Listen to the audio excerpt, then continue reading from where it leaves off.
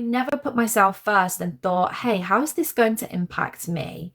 And that is something that I am taking into 2026. Like, if I do this, how is it going to affect me? And consciously thinking about that decision.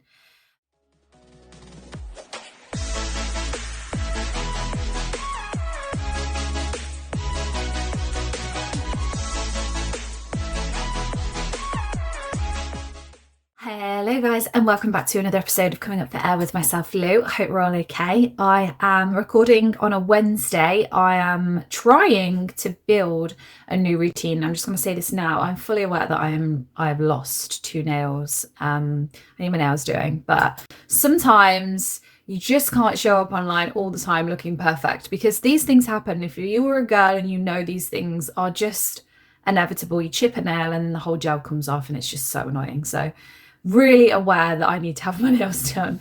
I'm recording this on a Wednesday. I'm trying to get myself into a routine, and I am slowly doing this year. And I think I really want to emphasize how little pressure I am putting on myself in January to have everything sorted and everything worked out. I think it's really normal as a human being to be like, right, December's done, January's here, like, let's hit the ground running with absolutely everything that I wanted to achieve in 1 month. And we all know how much can change in literally an evening. So I have really stepped into that this year, and I am really taking my time, which people probably could argue is really unlike me, because I'm like go 24/7. Don't get me wrong, I am go still 24/7. I am juggling 1,000 things. I just need a better routine with myself in order to be able to achieve what I want to achieve this year. So I'm working out how long things take. I am sitting into how long things are going to how things are going to impact. I'm sitting into how things are impacting my days when I'm exercising, going to bed, and all the rest of it. And I'm really just trial and error, probably, like, this year. It is very much trial and error. I still haven't properly done all my vision board. I'm finishing that off today because I've not got a printer, so I need to go to my parents' house and print some stuff off. My goals are there loosely, but I haven't firmed them up. I want to do that this evening. And I'm really just trying to take my time and not overwhelm myself this year, because it is the first year where I have not felt like I'm battling inner demons and something really tough. And if you are new here, I know I've directed a lot of people to my podcast in the last probably month and a half. So if you're new here and you're still in the pits of your breakup, this could be an episode that you could listen to as well. I don't want you to think that you can't listen to this because you're still healing. You can. I want anybody to be able to pick up this episode and just take a breath. January is so overwhelming. And my friend actually messaged me and she was like, do you want me to bring anything over? She came over the other night. She was like, do you want me to bring anything over? And I was like, yeah, can you bring me a packet of mini eggs? And then I was like, packet of mini eggs?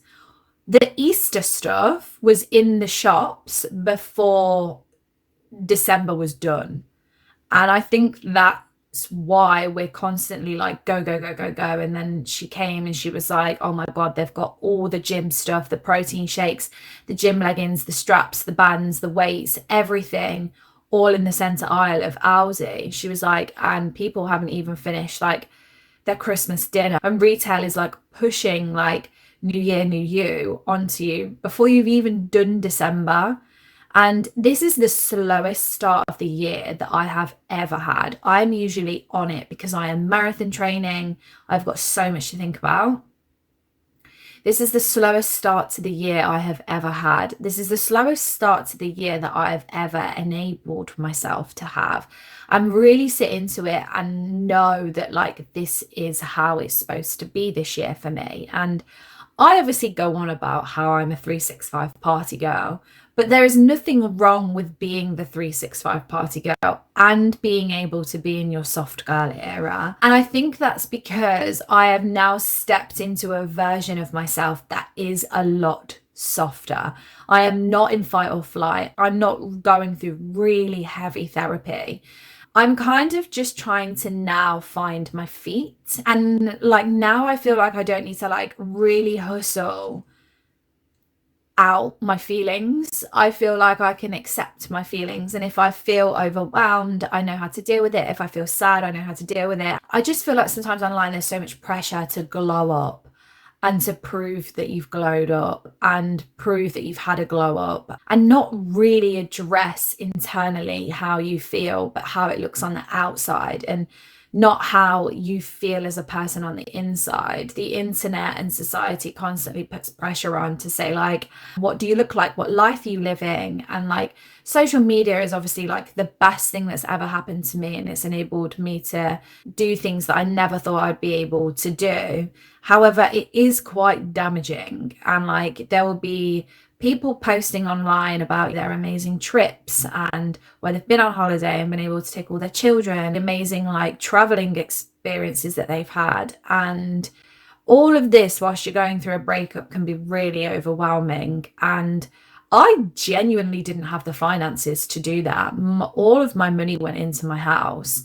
I didn't have the money left over to be able to go and travel, to be able to go on all these amazing holidays and things like that.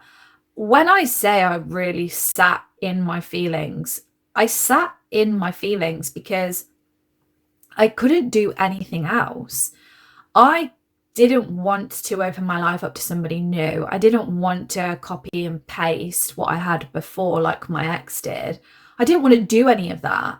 I wanted to understand why I was feeling how I was feeling. And I wanted to be able to understand how to cope with how I was feeling. But also you have to live at the same time. So it's really difficult. And so when you look around in society saying like, you need to set New Year's resolutions, you need to have goals that are bigger than you could ever imagine. You need to make sure that you've got a vision board that is packed full of things. You need to make sure that you are setting standards, setting routines. And like, if you don't do all of this before the 1st of January, then 2026 is not your year. I'm here to tell you that being slow and grounded and finding peace in a meaningful way will set you up for the rest of the year. I'm a big believer in time not dictating anything.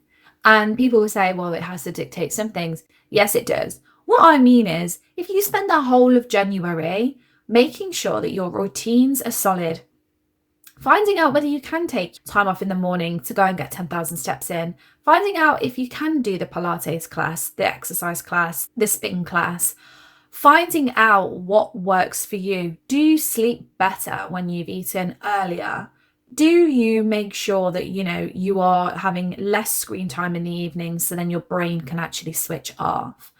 All of these things are going to contribute towards your entire year. And if you take your time in January to figure this stuff out, your mind, your body will thank you. You will reach your goals. You will reach your potential throughout the whole of the year. And I don't want to be one of those creators that sits there and says, you've got to have your shit sorted out because I had my shit sorted out. Trust me, I'm going into another year where I think sometimes my routines could be tighter. I could tighten up certain things. I could be a little bit more disciplined about what time I eat, what I eat, when I eat, and like just little things like that. I am so much better when I know what I'm putting into my body. I've recently purchased some scales.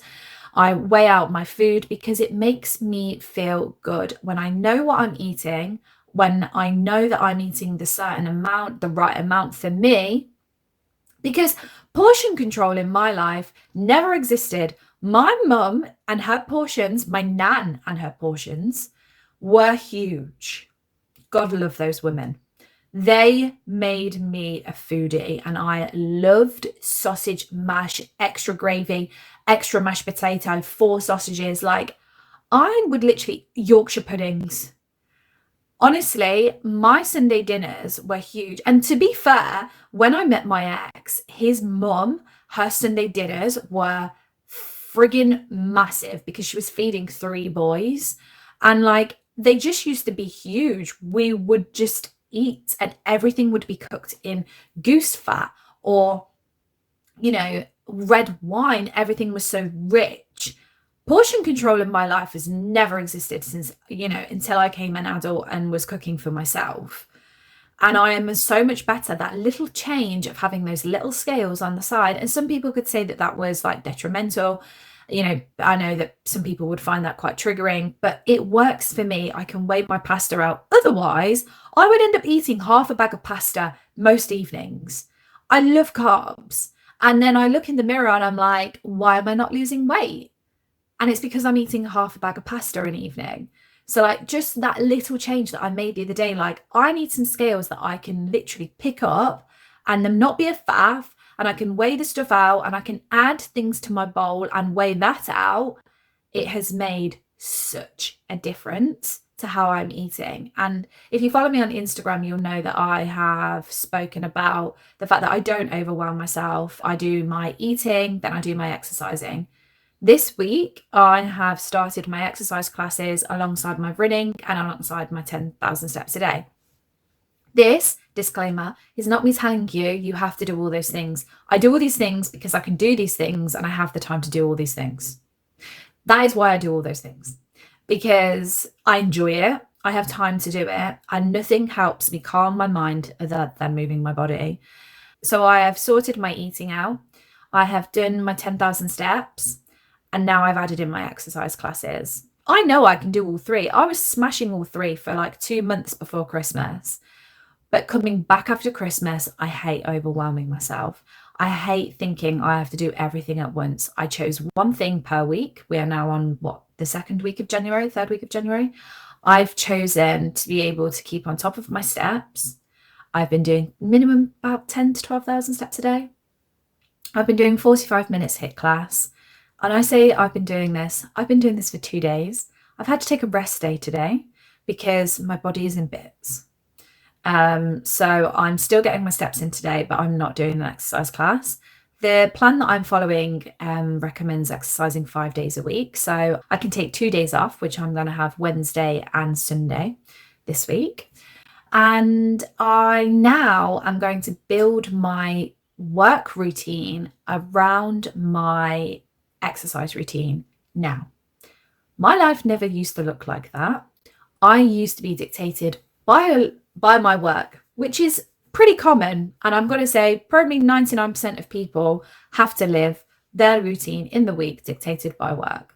When I used to work for the demolition firm, I used to wake up at 6 o'clock every day and I used to do all of my exercising. I used to get my steps in. I used to go for a run. I used to start work at 8:30. And I knew that at the end of the day, where I'd come back from the office, the last thing I'd want to do is get out for a walk and get my steps in.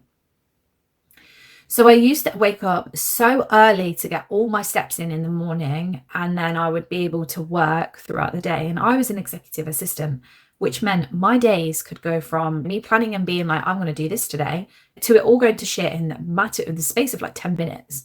And I could end up working late and stuff like that. You have to make provisions. You have to think, oh, if I was to not get home on time tonight, would I get my steps in? On a Wednesday, I find it very, very difficult to finish work, get my steps in, then go and see my nieces at a decent time. And so I like to get my steps in the middle of the day on a Wednesday. I'll get them in the morning. And then after I've finished recording, I'm probably going to go out for a wander. Just so I know I've got them in, because when I can tick them off and when I can see it on my phone that I've done 10,000 steps, I feel good. I get the dopamine hit that I need. I know I've rambled on for 15 minutes and not even said without further ado. So I am just going to basically talk you through this episode about how you can turn 2026 into one of the best years of your life, but not because you've suddenly got over your breakup, you've moved on, you've met somebody new, you're achieving thousands of pounds worth of bonuses in your job, you've got a new job, you've moved, blah, blah, blah. Not because all of that. Because you've created a safer environment for yourself where you know that the things that you are telling yourself you want to achieve, you know are achievable because you've made provisions to make them achievable. Instagram. This is about building a life that you absolutely love living. You love living the life you live. It's about creating a good life. And like when I look back over the 4 years that I've been healing, 2022 and 2023 did not feel good to me. They felt like I was surviving. 2024 and 2025 was where I started feeling like, okay, this is kind of a life where I am starting to actually like what I'm doing. And when people are asking me questions, I feel like I'm defending myself less. When people were asking me, like, oh, how come you're still single and things like that, it felt less intimidating to say because I really love where my life's at. Towards probably the end of 2025, going into 2026, like I keep saying, my life feels different. It feels safer. It feels solid. It feels like I know exactly what I'm doing. I feel like I have direction. However, towards the end of 2025, going into 2026, the life that I am now building feels scary. But the life I'm living and my everyday life and what I get to do every day and who I talk to and who's in my life and the places that I'm going to and the things I do at my weekends feels amazing and it feels good. And I'm happy that I am living this life. There is not one part of me that is thinking, oh, I just wish I could. The I wish I had and the I wish I could has kind of gone from my life because I've created a life where I know I am exactly where I need to be. And it is. And I have not rushed any year of my life to get it over and done with. Even in 2022, when I wanted to be able to say I wasn't living the worst year of my life, New Year's Eve and like it going into 2023, I was so happy to be able to say that I was no longer in the worst year of my life. But I still carried things over. Like if you go back to my New Year's Eve episodes from each year, you'll know that I carried so much healing over, else I wouldn't be here now. You do not need to rush this process. You do not need to have everything all figured out. You are allowed to grow softly. And that is where I'm going to start. So without further ado, guys, finally, let's get into it. So like I was just saying, you are allowed to grow softly. When you are in fight or flight, when you have just come out of a breakup, there is no soft about anything. Everything feels absolutely manic. Everything feels scary. Everything feels like, oh my God, shit, what is going on? And then add in your ex looking like they are getting on with their breakup fine, like they haven't cried themselves to sleep. They're able to go on trips abroad with people, meet new people, and then get into a new relationship. Your nervous system will be literally on panic mode 24/7. There is no softly healing in any of that. It's chaos. And the way that I healed was purely in a sense of chaos. I don't think there was any point in the first 2 years of my healing where I thought, this feels fine. I feel like I'm really in my soft girl era. I felt like a spiky porcupine 24/7. I felt like because there was so much stuff coming my way and people constantly telling me new things and, showing me new things, and I was finding out different scenarios were happening, and I compared what I was going through and how I was coping to how my ex was coping all the time. So when I say I had to be like a spiky porcupine, I had to be like a spiky porcupine because I was literally batting off things daily at one point. I was having to sort of process how I was feeling by being fed information. And I felt like I wasn't defending myself. And so I was just this big spike because I didn't know how else to cope. I didn't know how to take a piece of information and process it. I didn't know how to work through anything. So my defense just came up. I was in fight or flight. I was surviving. I was this big spiky porcupine that when anything got told to me, I was just like, it was just hitting the spikes and going away. And then it would come back the next day and hit the spikes. And, nothing was getting solved. That's how I visioned myself in 22 and 2023. It was a really, really hard time where there was no soft girl healing in any of that time whatsoever. I was literally fighting for my life. And so when people say, like, oh, you should just heal like this and you should just heal like that, I was thinking, one, you are not me. You are not dealing with the information that I'm being told on a daily basis. Two, I haven't got a frigging clue what I'm doing. This is the first breakup I've ever been through in my entire life. And three, my ex doesn't look like he's going through a breakup at all. So, like, I shouldn't be feeling like this. And when I talk about being able to grow softly, none of that is going to happen whilst you're in the porcupine era. The spiky porcupine era is rough and it lasts a long time, but you have to sit it out. Otherwise, you will not get into the nice, calm, soft girl healing phase. Now, soft girl healing is not lazy. I am just going to clear that up with you right now. Just because I am taking my time to implement new routines in January doesn't mean I'm being lazy. I am being mindful and I'm thinking about myself. I'm putting myself first, which is something that I never, ever, ever, ever, ever did.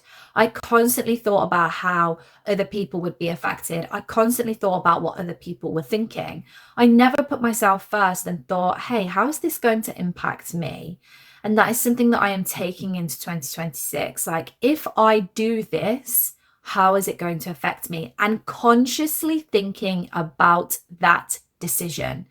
Because it is so easy to sit and say, I'm only going to have 2 drinks tonight, get out and be like, nah, 5 or 6 won't matter. And then wake up in the morning and then all of a sudden you didn't trust yourself to have those 2 drinks. You consciously made that decision before you went out just to have 2 drinks. And I mean, I'm just applying this to this scenario, but you made that conscious decision with yourself. You told yourself you were just having 2 drinks. You went out and you didn't. And this is a very clear sign that you haven't thought about the situation that would put you in. You haven't thought, what are the consequences to this action? And for example, like I'm using the 2 drinks thing. Are you then going to say yes to going to a place where you particularly don't want to go because there's people in there that you don't want to see? Are you then going to go home and feel really, really, really upset with yourself because you've, drank a few glasses of wine, a few glasses of Prosecco? It's made you feel down because alcohol is a depressant. And then are you going to end up crying before you go to sleep about all the things that you're trying to process in your life? Are you going to wake up with a hangover in the next day and be unproductive? Like, I cannot stress to you enough how making conscious decisions with yourself and following them through is so important, because there is a reason why you made that decision in the first place. Every single time you decide to go against something that you have decided to do to aid your healing, you are abandoning yourself and your triggers will start. And you'll start thinking, oh my God, I feel like I'm panicking. My chest feels tight. Like in the morning after drinking, like more than 2 drinks, why did I do that? Then you start blaming yourself and you've started the cycle again. So then the next day you think, well, I can't do that because I did that last time. Now you're in an argument with yourself because you didn't stay true to the word that you took out with yourself. You didn't stay true to the words that you said to yourself before you went out that evening, or before you made any decision, before you picked up the phone and contacted your ex, or whatever you did in that scenario. I cannot stress enough how good it feels when you stick to something that you know is good for you. I am yet to try the 2 drink theory. Obviously, I've said that my goals are, when I am out around certain people, I just want to drink, just have 2 drinks. I affirmed it with my best friend yesterday. We went for a run and I said to her, it's the 2 drink minimum. We've got a lot going on in February. I don't know how my February has turned out, as chaotic as it is, but it's chaos. And we're at parties together and I'm like, I'm just doing the 2 drink rule and that is it. And she's like, no, I 100% support you in that. So I'm yet to try it out. But I know, because I've tried to tell myself before, I'm not going to drink loads in that scenario. I've then drank enough, felt angry about a situation, got angry to a person about a situation, and then come home and felt awful. And then that feeling carries into 3 or 4 days. And my best friend went through a hell of a lot of trauma in the last couple of years, and she doesn't drink. And I totally, totally, totally get why she doesn't drink.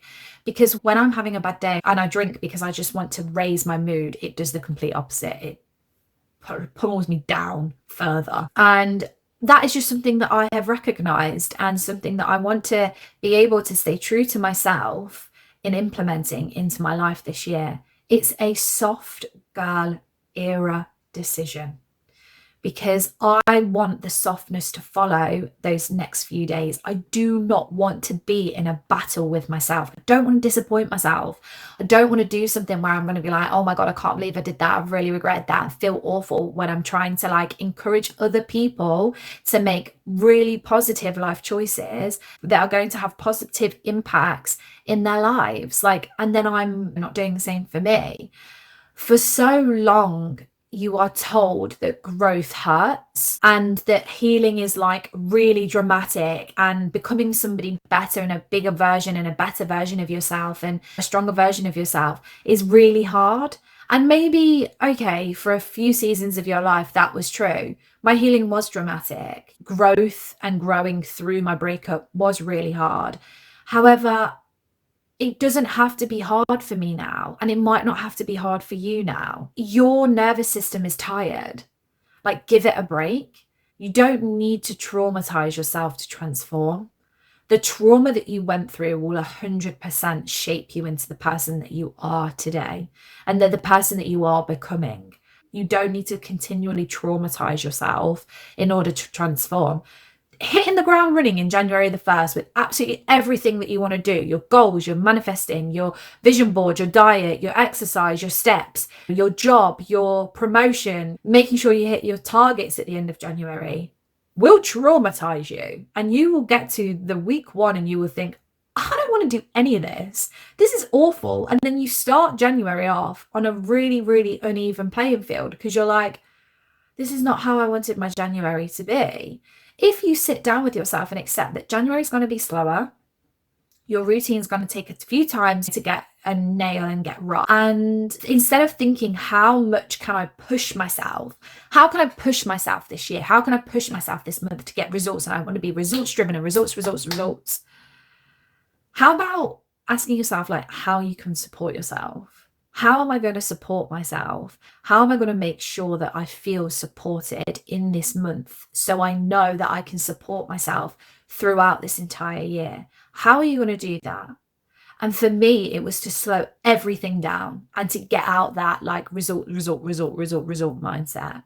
And I think that's why I subconsciously have told myself that I don't want to run a marathon this year, because I know how hardcore the training is. And I think it was a lot for me last year. I remember voice noting my sister on like a 15, 16 mile run and being like, I'm not enjoying this. And that's because my mind was on other things. I knew I wanted to grow my business. I knew I wanted to grow social media. I knew I wanted to do all of that. And yet my marathon training was taking up so much time. And so my training was a burden. And it should have been a time where I was like feeling really confident in like running this marathon, when realistically I found the training to be like quite monotonous last year. I would have got through it. My shin splints were so bad last year that I couldn't possibly run a marathon. I was out for 9.5 weeks last year. I'm hoping that's not going to be the same this year. And I think as well, that's obviously got like a factor to play in towards the fact that I don't want to run a marathon this year, but I am 100% going to run halves. Anyway, I digress. And being able to slow down, and there'd be a lot of comparison, because there is a lot of comparison as you go through a breakup. You compare yourself a lot to a lot of people, to your ex, to your friends with relationships. You compare yourself a lot. And softness doesn't make you weak. It makes you regulated. And when you're regulated, you are able to build an incredible life. It doesn't frustrate me when people say this, but like, it makes me laugh, because people would say to me like, oh my God, your 2025 was amazing. You cut down on your therapy sessions and you were able to make a steadier income through social media, and you were able to double your social media following, which is exactly what you wanted to do last year. And I'm like, yeah, you friggin' wait for 2026. And then I've started 2026 in like the most softest, calmest way. And yet this is going to be the biggest year for me. And that's because I know that you have to be regulated, you have to feel safe in order to build the life that you are going to eventually fall in love with. 2026 is going to be the year that when people say to me, like, when do you feel like your life changed? I'm going to say 2026. That is the mantra that I am taking into this year. When people sit down with me and they say, you have done X, Y, and Z, you know, because I envision these conversations taking place, but like, you've done X, Y, and Z. When was it that you felt like your life really changed? And I'm going to say 2026, when I was able to forgive myself for being crazy manic chaos for the last 3 years of my life. I was able to actually find comfort in slowing down. And this is the year where I understood that softness and calmness was needed to be able to build this life. I then follow up with some crazy figures, and people will look at me and go like, oh my God, how are you going to achieve that when you've just said you're in your soft, calm era? Soft, calm era doesn't mean that I don't level up. Soft, calm era means that I am safe within myself and that I'm not going to war with myself over the stupidest things that I could potentially actually stop going to war with myself over. And when you say it like that, you realize that when people say, oh, I need to do this, 2026, I'm going to level up.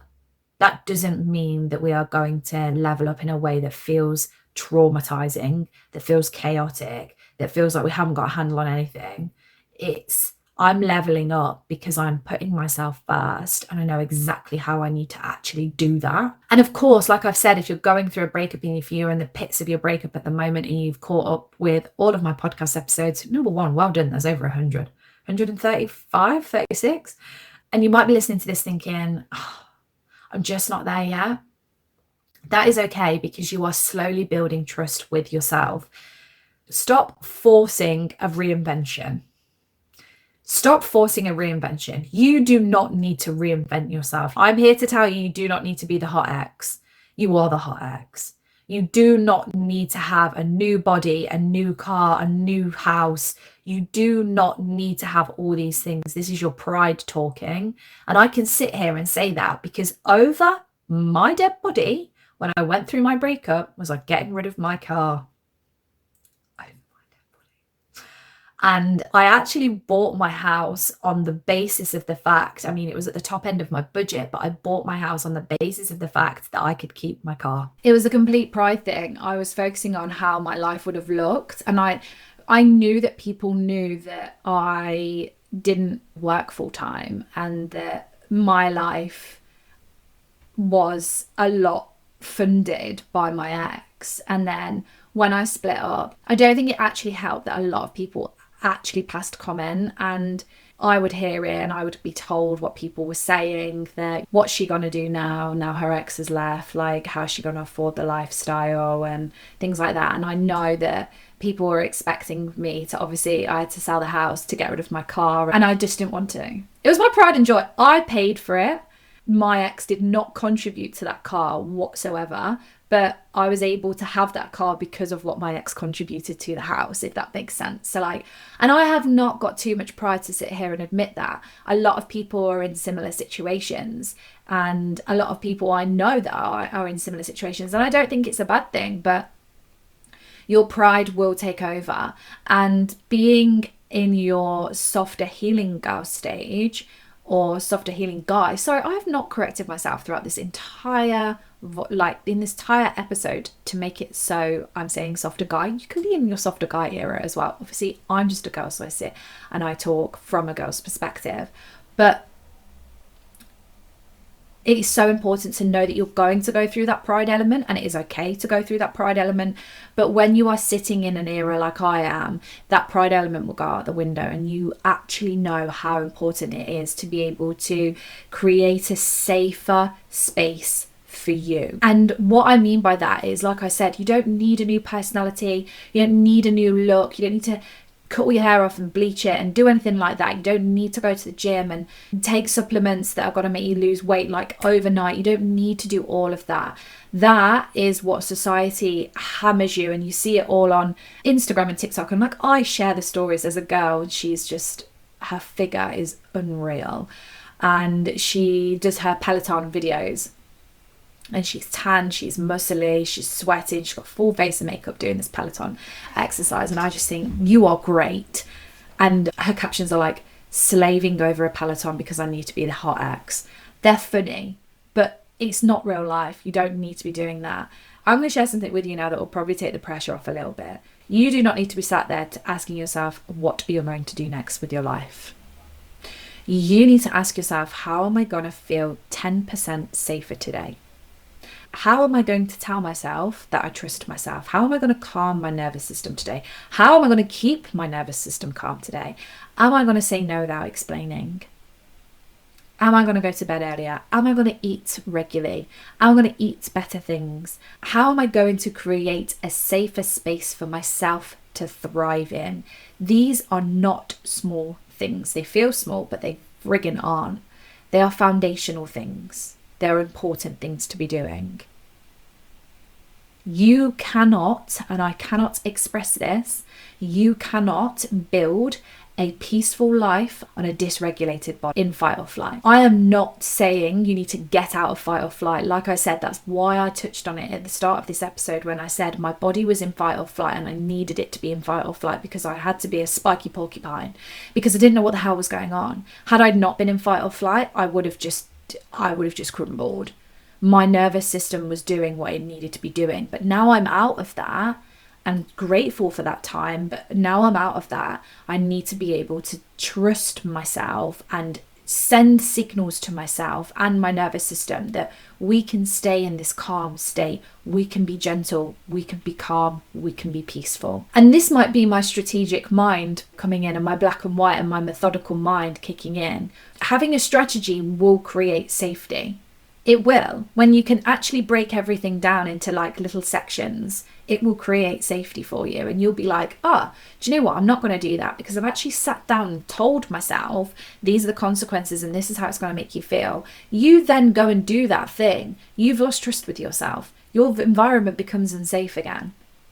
So you really have to think into this. It's so powerful when you actually get to grips with it. And so practically speaking and practically thinking about this and thinking about how am I going to refocus and how are you going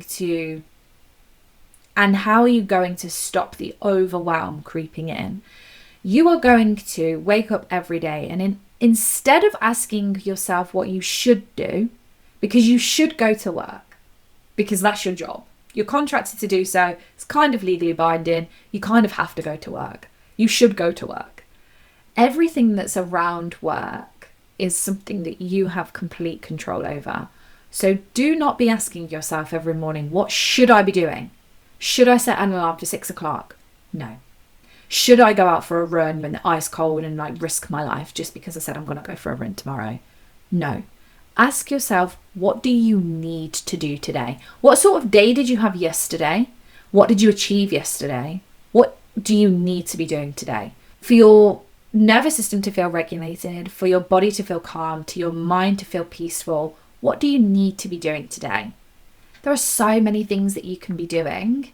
And so many things you can be like, oh, do you know what? I actually do need to do that. I do actually need to go and do a food shop because I need to be putting healthier things in my body. I do actually need to probably be taking charge of like when I'm going to bed because going to bed late has made me feel a bit all over the place. What do you need to be doing? This is so important. And it stops the overwhelm because I should be doing this, I should be doing that, I should be doing that. And then at the end of the day, you sit down and you think, oh, I didn't do all of that.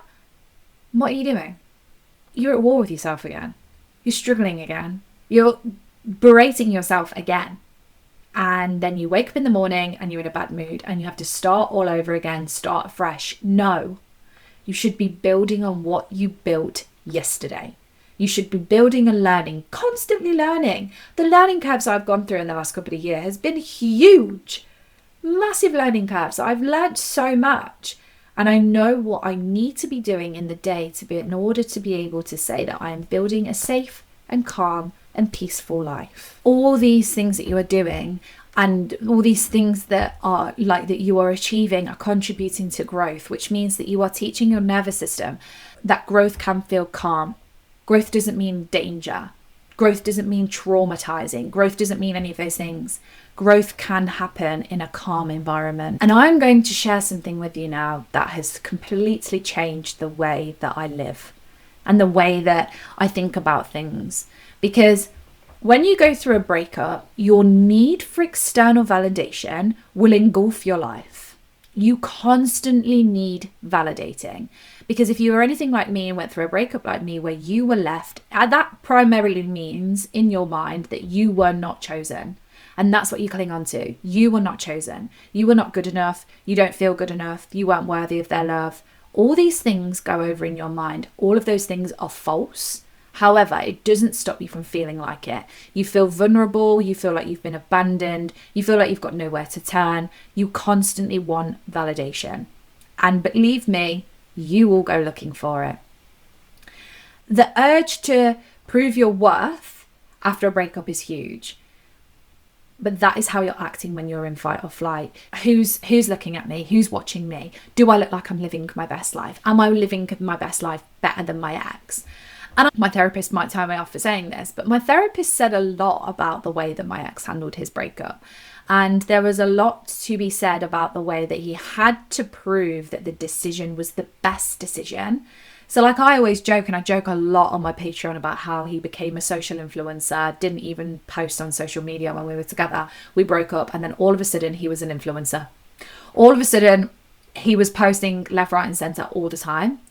And it annoyed me because I was like, I don't understand why he's doing that. And my therapist was like, think about it. You have to be proving yourself because people are watching you. Your relationship and your breakup was in the spotlight because you'd been together for so long. And then it was like, oh, hold on. Oh, actually, he made the right decision because he's living his best life on social media. And so I kind of mirrored that and I tried to do the same. And I felt like I was constantly having to prove myself and make it so like, oh, you know what? His loss. Like the grass is not going to be greener. All of these things whilst being in my spiky porcupine nervous system era are so normal, but is not something that you need to be bringing into your soft healing. Instead of asking yourself who is watching, ask yourself the questions. Is my routine draining me? Should I have to change something in order to support my healing a little bit better? Do I like spending time on my own like this? Or do I prefer spending time on my own like this? How do I like spending my Monday evenings? Do I prefer spending my Monday evenings like this or like this? How do I feel about dating? Am I just doing it to fill a void, or am I doing it because I need the validation? Am I going to cut my hair off and then post it on social media because I want people to say, oh my God, the glow up? Or am I going to cut my hair because my hair is in quite bad condition and I fancy a change and I don't feel the need to post it all over social media? You are allowed to enjoy your life privately. And this is something that you will hear me say so much. My life was so public. My Instagram profiles were public. I posted a lot about a lot. This year, I have locked that down. Last year, I was quite private actually, but this year it is lockdown season. I have got my nearest and dearest on my Instagram, and I am learning how to post less but more on my running account, on my healing account, on my Move with Lou account.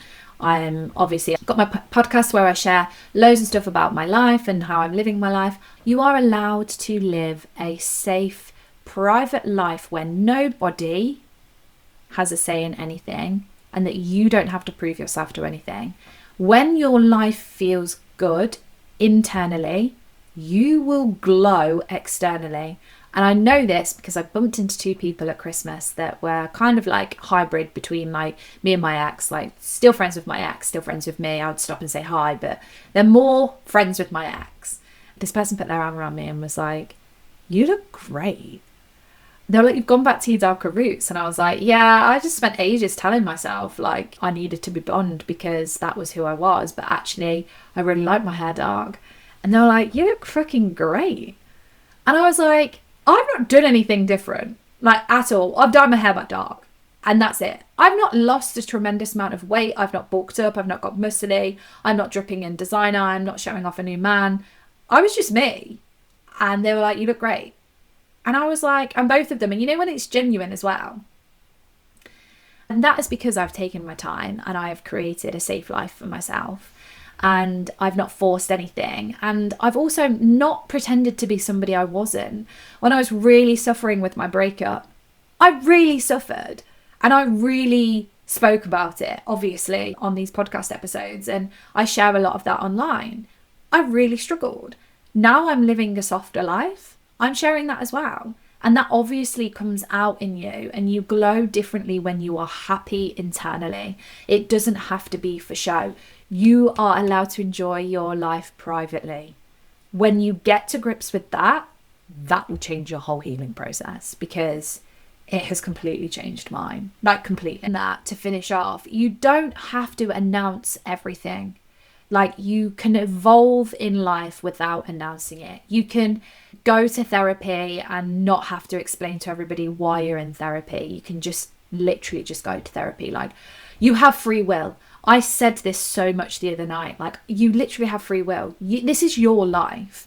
And I cannot wait to do more content on YouTube. I want to be able to do more content like this, but in shorter form bursts on my YouTube. I want to be able to encourage you and be able to remind you that this is your life. If you have spent 3 years like me healing, being a spiky porcupine, and now you're in your soft girl era, but you're still healing, but you're healing in a way that is going to contribute to your life massively, you are in the right place. But also, I need reminding sometimes. I have to read the books. I have to, go and sit on YouTube with my favorite YouTubers and be reminded and things like that. You might need that too. And that is okay. Like, you can come here and get your healing content. You can get your motivation. You can get your, reminders. That's what I want my content to basically evolve into. And I hope you have enjoyed listening to me talk today and talk you through certain things. I hope certain things have resonated with you. I hope they've sparked some thoughts and you want to go away and implement a couple of the things that I've said. And the most important thing is just do not overwhelm yourself. If this has come too early for you, then just know that this episode is here and that you can come back to it. You do not have to do what I'm doing at the same time. Everyone heals in different ways. As always, guys, if you want more content every week, head over to my Patreon. You can sign up. It's £5 a month. Loads of breakup content going over there. That's going to be like my main focus over on my Patreon is going to be, I talked about trauma bonds last week. I talked about the thought process that I've gone through recently about my ex after finding out more stuff. Shock. I am predominantly focusing my healing content over there, focusing my breakup content, over there. Healing from a breakup is going to stay on my podcast, and then on my YouTube is going to be motivation on how to build on everything that you have done through healing. So I've got like a 3-step process. You don't have to go over to my Patreon. It is just a community that I'm building over there. It's really nice. I've literally, the girls over there, I've formed some really, really, really nice friendships. So go over there. There's over 100 episodes, obviously, because I post two a week. If you're going through no contact, my no contact guide is available through my stand store, which you can gain through going through my link in my bio. If not, guys, I'll see you back here next Friday. Look after yourself, guys. Bye.